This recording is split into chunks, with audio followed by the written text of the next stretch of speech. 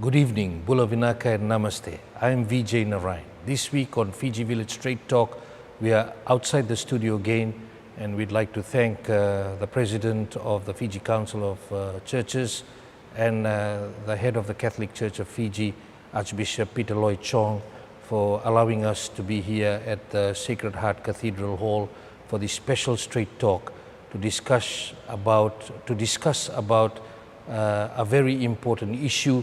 Earlier today, of course, the first day of the drug symposium started, and more conversations and decisions expected. But it's more than a national conversation, it's about action. So in this series that we will start from tonight, we will be having different people from the cross-section of the society, including this group that will speak on these issues tonight, and other sections of the community, including other church groups who will come on this show to talk about this critical issue, the drug crisis that is crippling Fiji and really affecting a lot of our people. I'd like to thank Archbishop Peter Loy Chong, Mrs. Esita Vuki, who's the lay minister at the Holy Trinity Anglican Cathedral, and also Reverend Manasa Kolivuso. He is the leading minister of Christian Mission Fellowship Central Region and also a senior pastor of Faith Harvest Church. Thank you again on behalf of our viewers and our listeners to come on the show tonight. Let's go straight to it. As the president of the Fiji Council of Churches, and earlier this month you also had a two-day pastoral conference on action. And we know that action is urgently needed.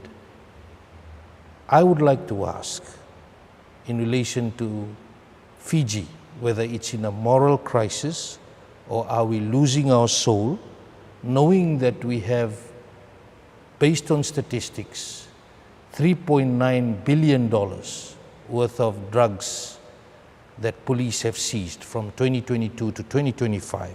This is not small scale. It's industrial level. We know all will not be used here. It's also being said that it will be transshipped, but we already see that the usage is increasing based on the impact it has had on the people of Fiji. Is this just a policing issue? Yeah, thank you, Vijay. I want to go back to your word. Are we in a moral crisis or spiritual crisis? From the workshop that we've just had, we talked about what we are seeing on the surface, but we then also wanted to know more about what we are seeing. So the participants that were over 100 then went to discuss what's causing what we see. That means what is at the root cause of what we are seeing about drugs. So from the responses, and this is good data, it's not only me, it's the participants made up of church leaders, police, and other people, women and youth. The top, most people identified the drug crisis with the two most named root cause is family and social breakdown.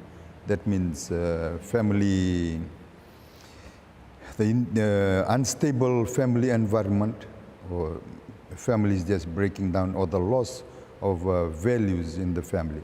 So that's the top one. Most people commented. The second one is that the comments that came from our participants has got to do with the spiritual crisis. The loss of purpose, loss of love, loss of meaning, the lack of belonging. So from the participants' response, you know, whether we say it's, but there is some degree of a loss of a moral decay, or there is a spiritual crisis. In fact, those who have done research and published books on this actually call it a spiritual crisis. So there's they say in drug addiction there is a bodily crisis. There's something in the body, not only in the body, but in the mind and the heart that's craving for this. But it's also a spiritual crisis. So definitely, if you want to talk about this, and then one of the things that the participants are saying is how the drugs is easily available. So now, if you go to even deeper than that, this, if you want to call it crisis, is something that comes from even the human person. You know, we are human beings. All of us share one common thing. We are all human beings. And that means to be finite. That means we don't have a complete sense of being. Only God has that. We are striving, every human being, whether you go to church or not go to church, whether you're a Hindu, Muslim, or Christian, we share this common thing, that there is a deep longing in the human being for wholeness. And as far as we are created human beings, we live with this incompleteness. So you can say there is a small crisis in every human being. You know, like St. Paul says, the good I want to do, I don't do, and the bad thing I don't want to do, I keep on doing this. So, and he says, God help me, I'm in like a civil war here. So you can talk about a national crisis, you can talk about a global crisis, but you can also talk about, and it's true to talk about, there is part of our human existence, a tension between my desire for good, but at the same time I want a little bit of the bad thing, you know. So then for some people, because we never reach that perfection, and we will never reach it, because we are human beings. So we have to deal with this, what some writers around this have talked about, this human existential anxiety. So this anxiety comes when you cannot achieve this fullness. Then you carry the worry, the anxiety, the remorse with you. Then how do you deal with them? So that becomes the question for us who want to accompany drugs. So you can call it a national crisis, you can talk about it as a global crisis, but you have to also say that there is in each individual a struggle between good and bad. Reverend Kolivuso, we can see that the crisis is deepening based on the statistics I've just highlighted, amount of drugs. Are you seeing, can you see and see that this may be consequences of poverty, broken families, or even weak leadership? Somebody said, Vijay, that when morality is low, mortality is high. Conversely, when morality is high, mortality is low. We're talking about whether this is a moral crisis or spiritual crisis. I'll probably say we are faced with a moral dilemma, because every human being has a sense of right and wrong, and then you're struggling with that sense of right or wrong based on this issue of drugs, whether I should use it or not. The most vulnerable group that we see are mostly the younger generation. And no parents, for that matter, would teach their children to go and use drugs.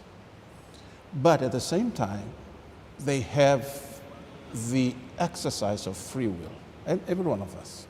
That's a God-given gift to all of us, to exercise that moral, the gift of right or wrong, to choose.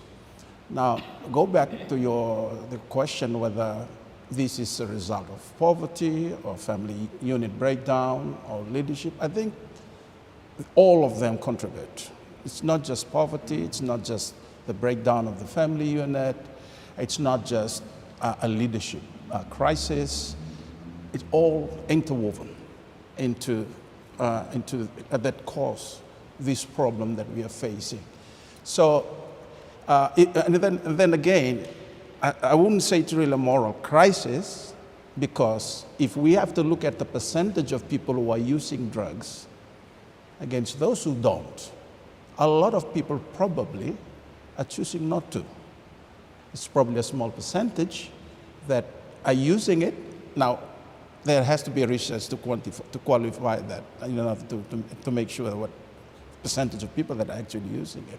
I feel it's more of a moral dilemma. Yeah, people are struggling with this. And there are multifaceted factors contributing to this. It's not just poverty.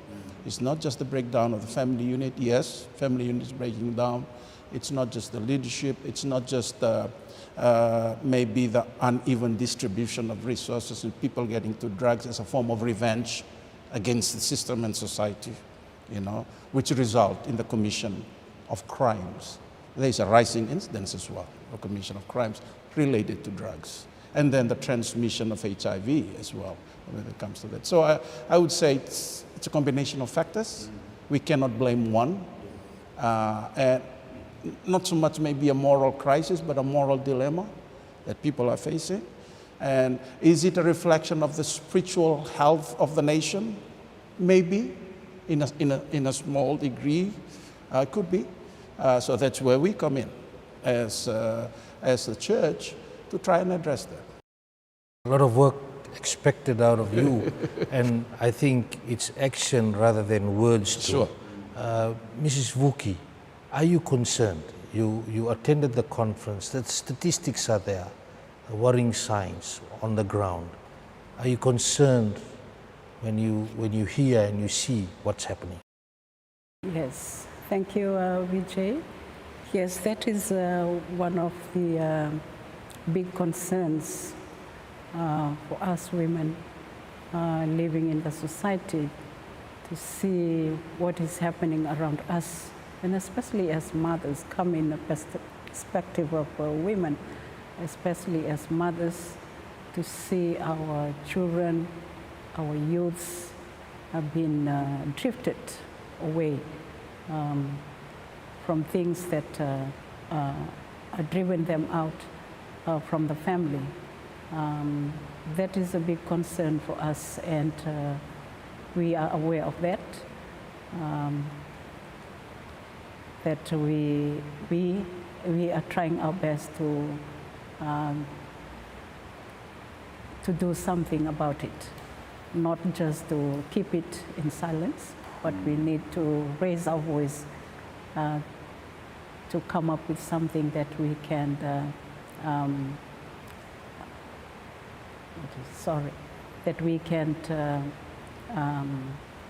stop the crisis that are going on in our country.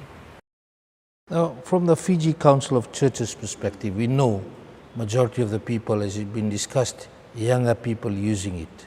But we know the suppliers are here around the country, and even connections to Mexican cartels. We have got people connected to different drug rings from different parts of the world. And we become sort of like in this circle, which becomes quite dangerous too. So it's not just about young people using it, it's also the supply chain and what's happening. For the young people, from the church's perspective, what needs to be done? From young people's perspective, I think, we should, a few things that we can do. First, probably from the family, we've got, that's the base, that young children should be brought up by parents who have a very warm, loving, intimate relationship that is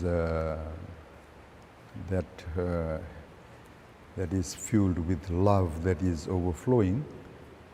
that flows to the children, and the children are brought up in this love life.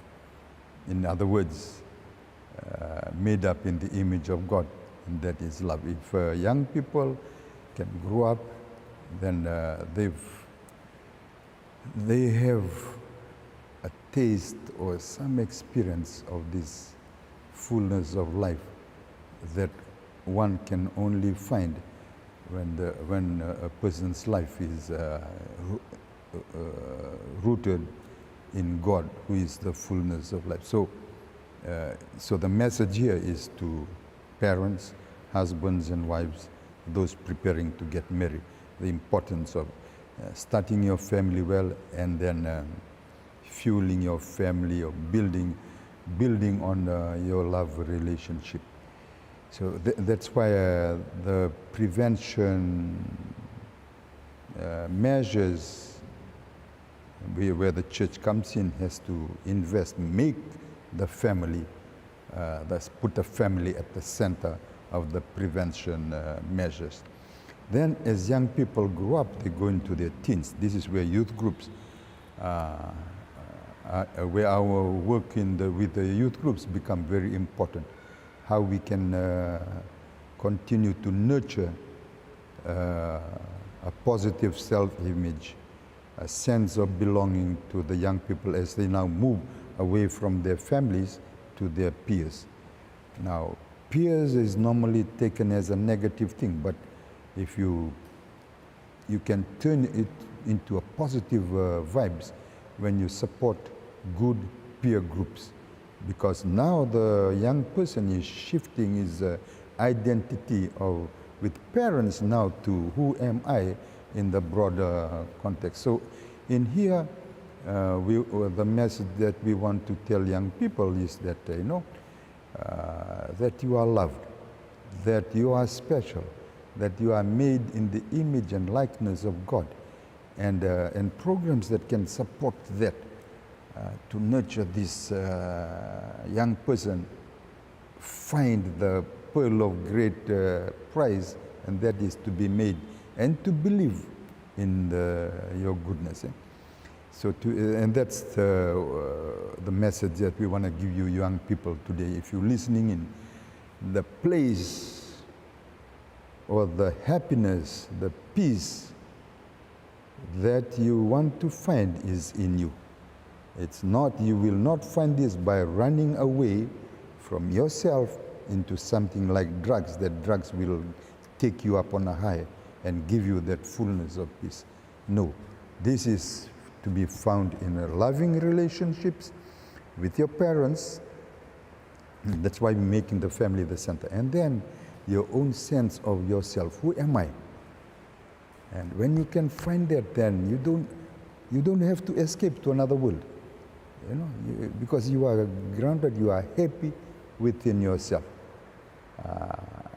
So if church focuses, like we make the family the center, then you also make youth the center, then we have a good chance of building a new culture altogether when these young people get married and start their own new families. Reverend Kolivuso, are we failing the young people? We see many young people on the streets. I drive around late at night if I'm coming back from somewhere.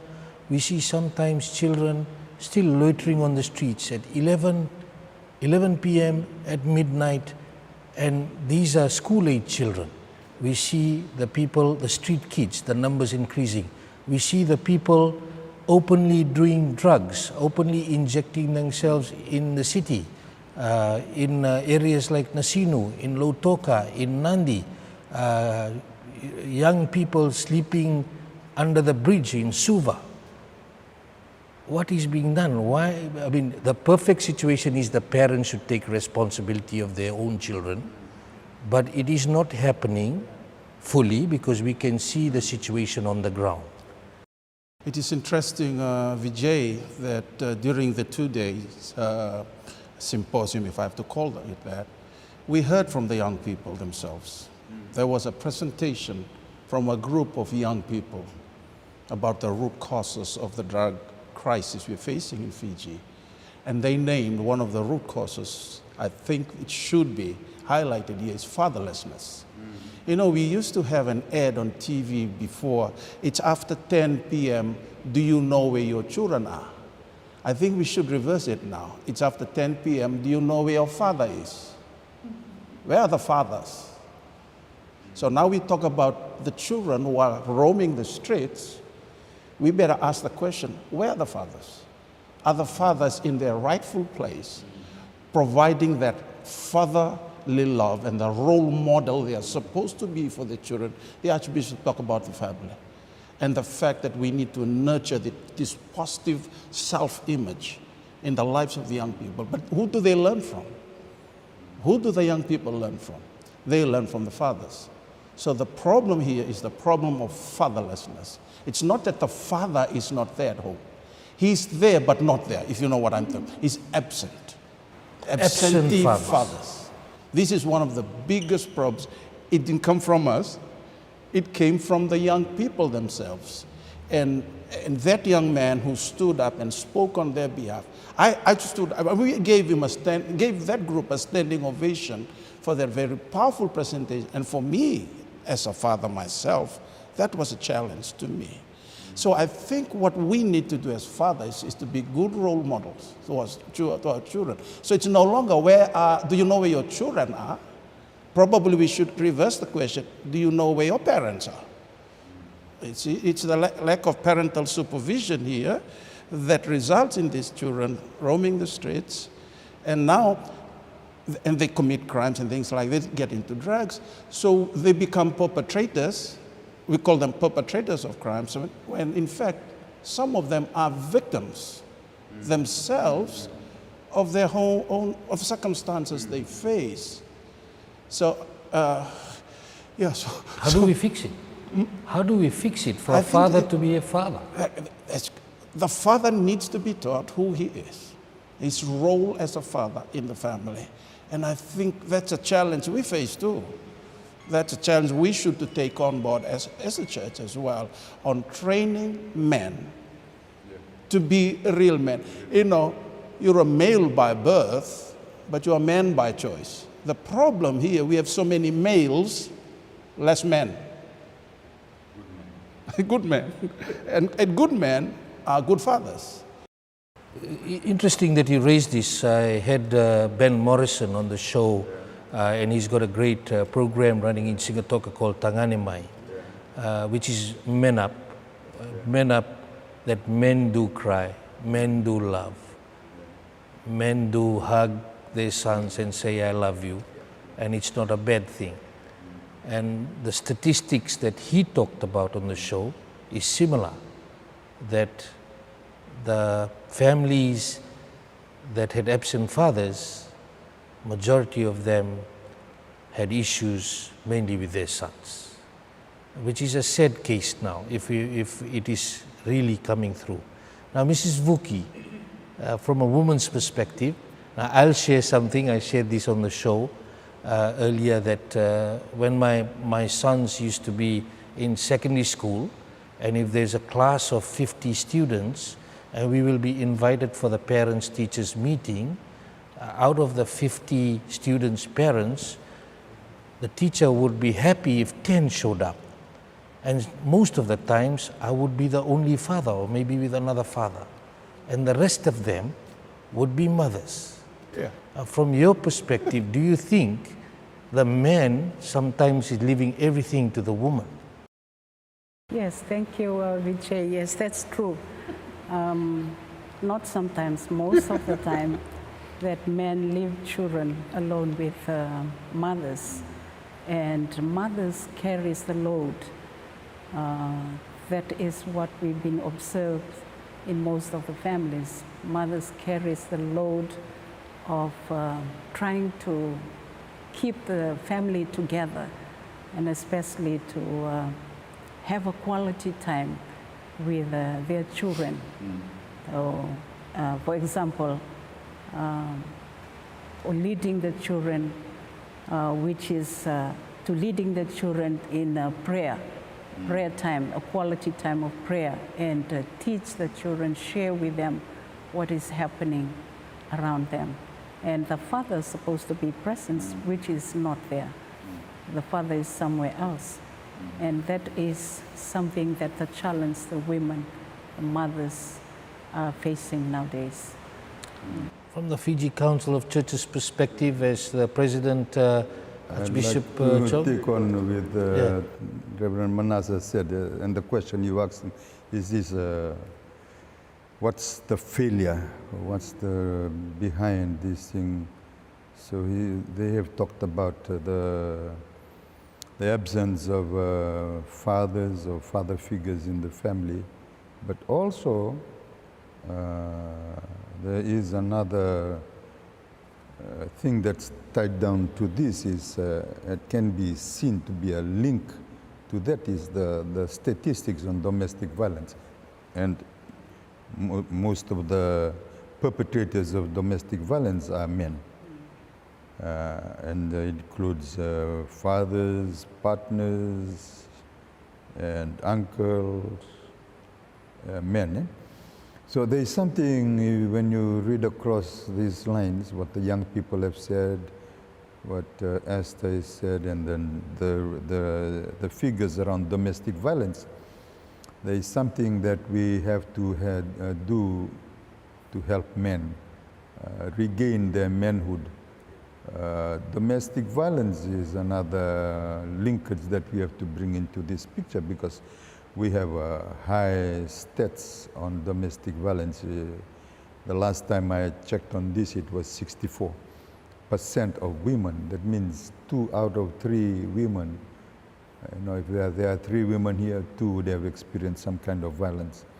So that's a serious a failure. So instead of bringing this child growing up in a love relationship or a school of love, is growing up in a violent environment, and you talk about somebody in the workshop yesterday was talking about when the baby is in the womb, and it can be carrying already before even the baby comes out into the world.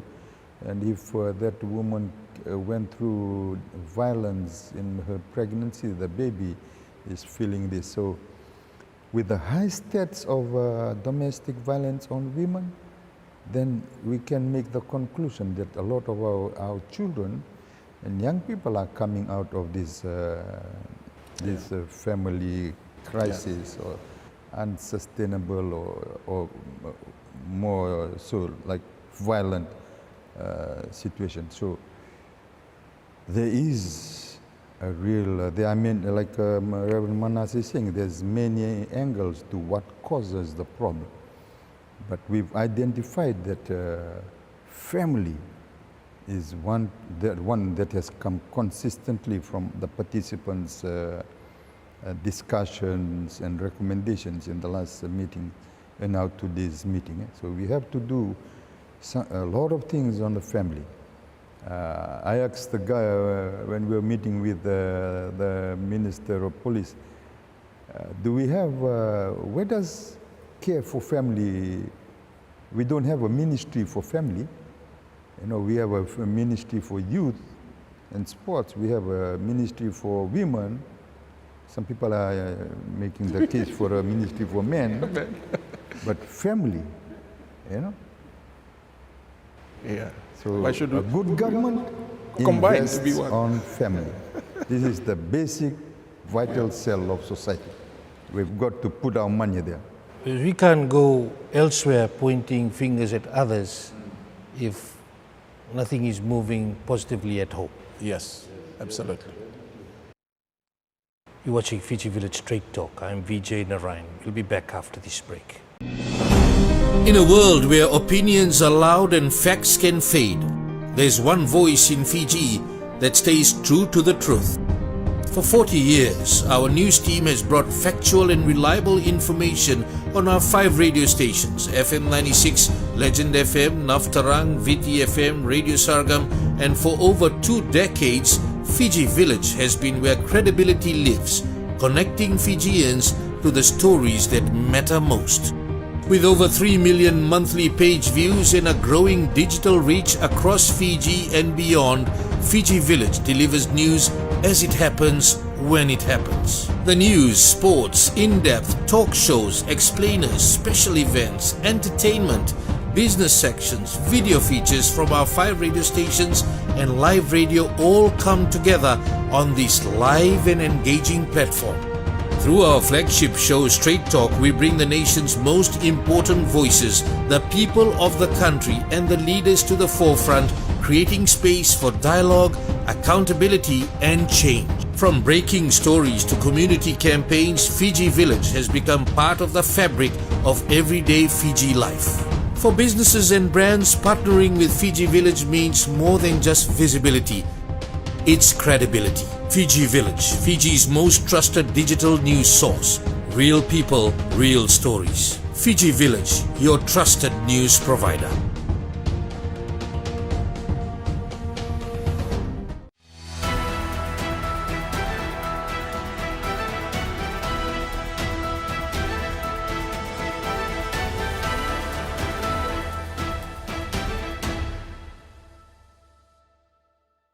Welcome back. You're watching Fijivillage Straight Talk. I'm Vijay, Narayan, and our guest tonight is the President of the Fiji Council of Churches and Head of the Catholic Church in Fiji, Archbishop Peter Loy Chong. We also have Fiji Council of Social Service, Fiji Council of Churches representatives, Reverend Manasa Kolivuso. He's also the leading minister of Christian Mission Fellowship International Central Region, and Senior Pastor of Faith Harvest Church, and Mrs. Esita Vuki, who is the lay minister at the Holy Trinity Anglican Cathedral. I'll start off with you, Reverend Kolivuso.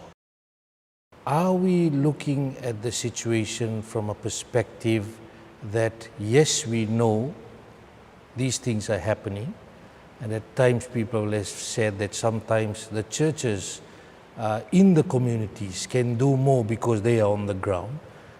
Sometimes those people maybe who are committing the crimes or who are doing drugs are also members of the congregation, or maybe sometimes the biggest contributors to the church. Maybe that is something to look at. Is the church talking about that as well? I think one of the things we talked about, and I think it was part of the commitment that we made, combined commitment as a church, after the 2 days event that we held a week ago or so, is to try and break this culture of silence, shame, and fear by addressing this problem, the drug crisis we're facing in Fiji, using even our own platforms, different platforms, which means from the pulpit, addressing the issue, and making sure that our messaging, the sermons that we're preaching, are relevant to the issues of the day, one of which is drugs. Yes, we know that this person whose spirit we're trying to touch through our sermons on a given Sunday, say for instance, this person is not only a spiritual person, he's a physical person, he's a physical being, he's an economic being, he's a mental being. So when he goes out there into the world after the church service on Sunday, after Mass, or what, he faces the real situation of life and has to make informed decisions. So I think the messaging as well from the pulpit must be relevant. Of course, you use the Bible. The Word of God changes life. We know that. But at the same time, make it relevant to the situation we are facing. Now, your question about members of the congregation who may be involved in drugs. Yes, we cannot deny that. Now, do we know them individually? I don't know of anybody in my congregation, right, who's dealing directly with drugs. We know that these people make this thing very secret. But what do we do about it? I have used my platform in the church that I pastor to address this head on. And I tell people, if you're involved in this or using drugs, get out of it. First, it's illegal under the law in this land. And anything you are involved in which is illegal is sinful. And of course, the consequence of sin, the Bible says, the wage of sin is death. So get out of it. So I think the onus is on us as well, pastors, church leaders, to address it and never be silent about it. We have to be vocal about this, because the time we're living in the crisis level that we're reaching as far as drug is concerned demands a response. It's not only a church response, it's a whole nation response to this crisis. Yes, we should play a role in our different churches, different denominations, to make sure that we are fighting this battle together on a united front and not fighting from different angles. And sometimes we can become enemies of each other again, which we want to avoid at all costs. Yeah. Mrs. Vuki, I'll ask that question also to you. Are some churches, or can that be the reason for this to thrive in communities when the churches also stay silent despite knowing that it's happening in the community, and sometimes these drug dealers are the biggest contributors to the church? Well, thank you, Vijay. Like Reverend Manasa has said, I don't know yet who is members of the congregation as that. What we're trying to do now is, as Reverend Manasa said, it is the message needs to continue to encourage our young ones, even to share it in the pulpit. I would like to share it here that last 2 weeks Sunday, I was given the opportunity to share it, and I stood up and shared this issue about drugs, regarding the drugs in the pulpit, to address to all church leaders, and especially to the leaders of the church and all the different ministry leaders within the youth ministry, women, men, and Sunday school, young ones. And this is something that we see that we need to continue to address that in our own churches. And that is the way forward that we practices now, because of the crisis are real and its presence now. Archbishop Chong, we know it's happening on the ground, and sometimes people have said that churches may be silent on the ground. You have churches, all the churches have churches in different parts of the country. And what, from your perspective, apart from just talking, what more can be done from the churches, the different circuits, the different divisions where they're based within the community? What more can be done? Is there a plan to do more to reach out to the people on the ground? Yeah, this is this drug thing has awakened us as church to move to another level. That Sunday services or weekday services or preaching alone. Preaching is good because it gives the message. Somebody has to teach the congregation, then they know what to do. So we have to move to another high level to actually, I think the word that came out from what we did was we looked at the root causes, root causes. Then if you know the root cause, then you can plan.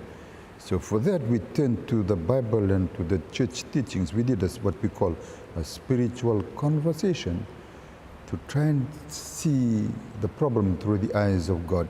And we went to a prayer, a meditation on the parable of the Good Samaritan. And then we went into listening to one another and trying to understand what is God, how does God look at this problem? From the fruits of those conversations, one of the things, and I want to highlight this is the fruit of prayer. It's not just the human beings creating this thing, it's the fruit of prayer. One of the things that came out strongly is that we need a more organized, planned response to this problem. And so that will involve a lot, many things when you plan. Right now, many of us, it's like cyclone time. We just, when the cyclone happens, then we react. We're being reaction in our action. Something happens and because now we see the problem, it gives us an opportunity to really sit down, and that is what the workshop yesterday was about, bring about the church leaders so we can talk about the problem, see it from the root causes, and then design an action plan that can help us address the system. Of course, there's many things that you can do. Like I said earlier on, our strength as the church is in this prevention phase, which they call the Demand reduction. Demand reduction in the government language. In our language, we want to talk about how to prevent. Straight up, you don't want that urge to come in the first place. We want to prevent. So under the prevention, you got all these things: family, youth, and many of our youth are in schools. And these are that's where the strength of the church is. That's where we can do more. Reverend Kolivuso, it cannot be business as usual, no doubt. There's a lot of evidence around us now. Are some people within churches also maybe pretending it's a problem out there, not within the congregation or within our own homes? Yeah, I think the worst thing is for a church member or Christian, for that matter, is to live in denial. We have to admit, as a nation, and for us as church leaders, as a church, that the problem is here. And if the problem is here, and it is here, it's at the doorstep. It is in our doorstep. And the problem is getting worse. If we look at the statistics, the number of people that are dying, especially younger generation.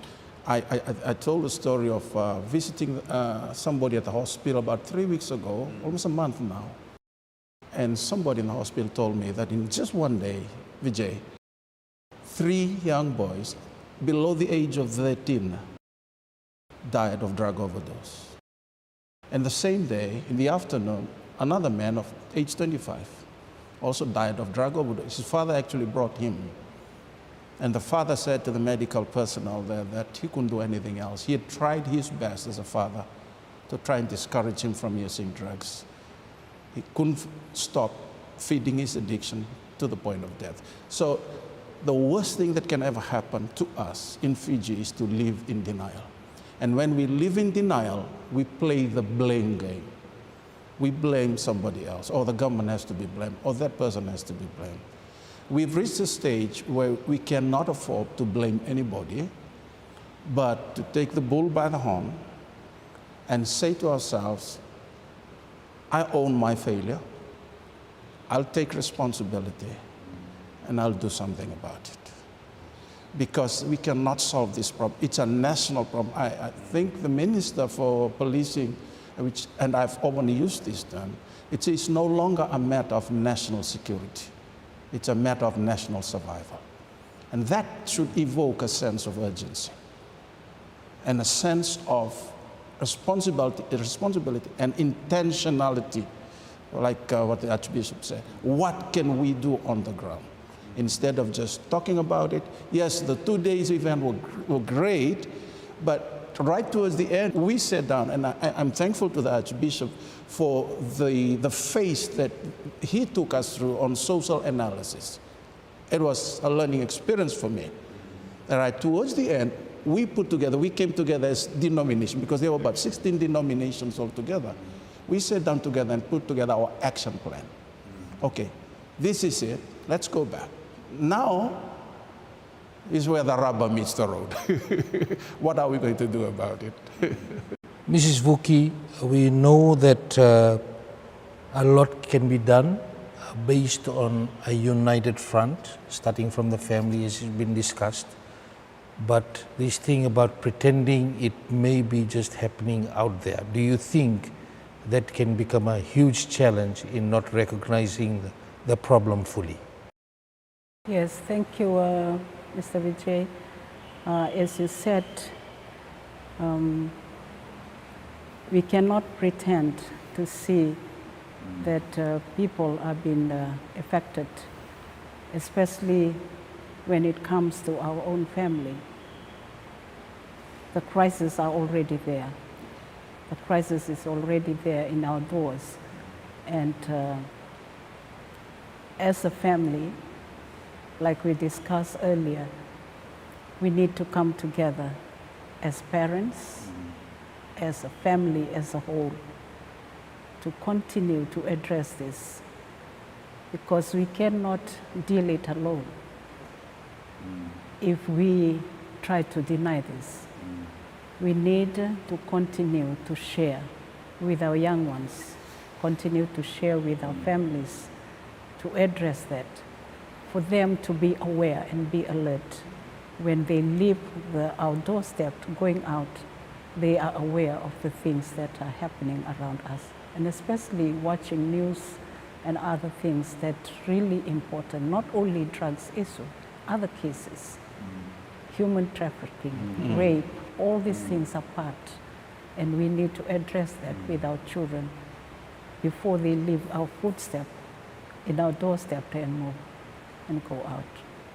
Archbishop Chong, we know that you had presentations where the biggest issue came up about absent fathers, but we are also gathering information that families that are being well provided for, that there's children who have been exposed to this because it's everywhere. As you said, it's alarming that it's now being sold in many places, including at schools. That's, you know, some schools are now talking about having sniffer dogs at the gates or checking bags at the gates. Even the Prime Minister said we may have to come to that based on the hard drugs like methamphetamine being found.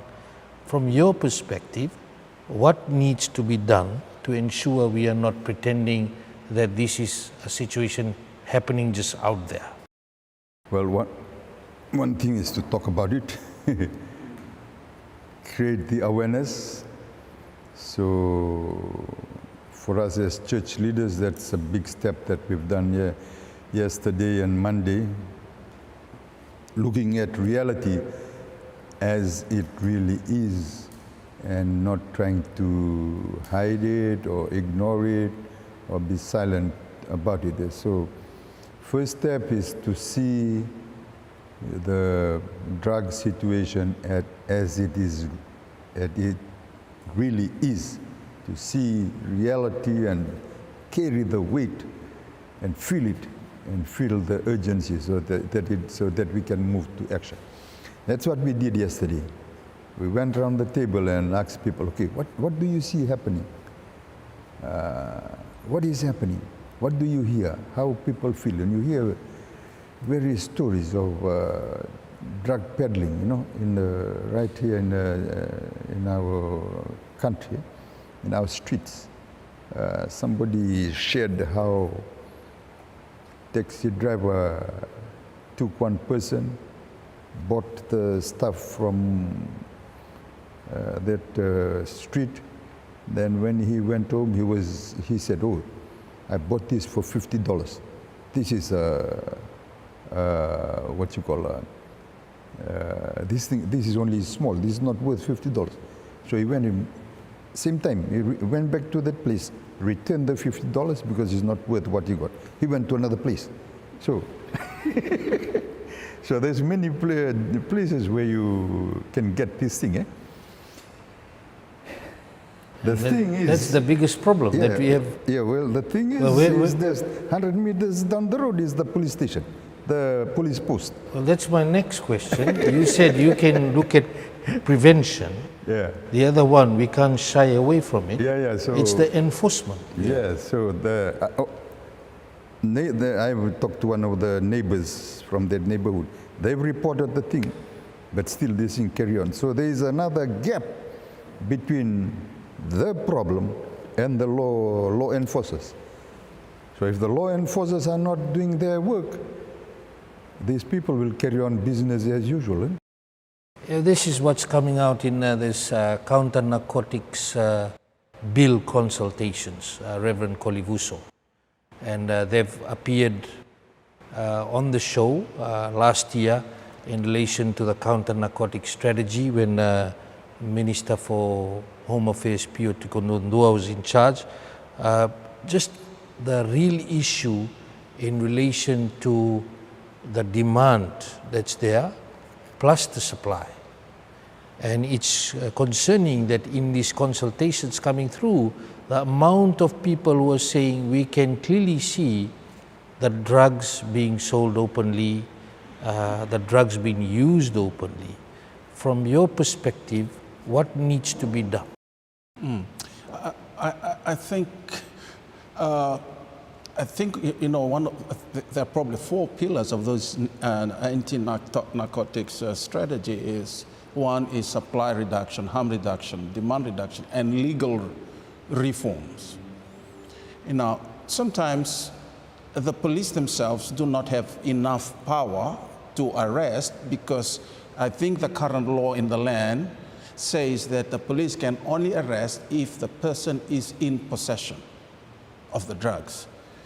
And because of things that are happening within and the networks, and sometimes the police comes and there is no more drugs there, even if a person is a well-known dealer. Okay? So maybe we need legal reforms. We need to review, and I know the Police Act is probably under review right now. So that is one thing. Now the other thing is the community. What the police often refer to as community policing. The Minister for Policing shared his story when he was Commissioner for Police and he went to Bali, and a couple of his team, and they walked the streets and the beaches of Bali, and they couldn't see a police officer, no person in uniform. It bothered him. And then I think the next day they went on same night and they couldn't see any police officer around Bali. And here people are lying on the beach enjoying the, you know, with everything going on. Of course, Bali being a great tourist attraction. And he bothered him and he asked the Commissioner of Police for Bali. And he said, we don't need that because it's a community that takes care. You see, so I think it's not only legal reform, giving a lot of... The drug crisis we are facing right now is at a level where I feel, personally, the police needs to be given enough power to actually deal with it. That will require legal reform. And the community, I think the community plays a very important role because without the community is actually the eyes and the ears on the ground. They know who's doing this, and they should report it. And the problem is the culture of fear. If I report it, this might happen, you know, and we can't blame them for that as well. So I feel that is something that needs to be done. Can I just talk about sure, narcotic bills that you talked about? Bill consultation. Yeah, you talked to Reverend Manasa about it. When we are doing this kind of work, we need a good language to connect to community, connect to people, especially those who are most vulnerable. If I was at the consultation for the bill of narcotics, I would suggest language, how you talk about this to the people and the most vulnerable is important. So in my first reading of that counter-narcotic strategy, I told myself, there's nothing here about youth.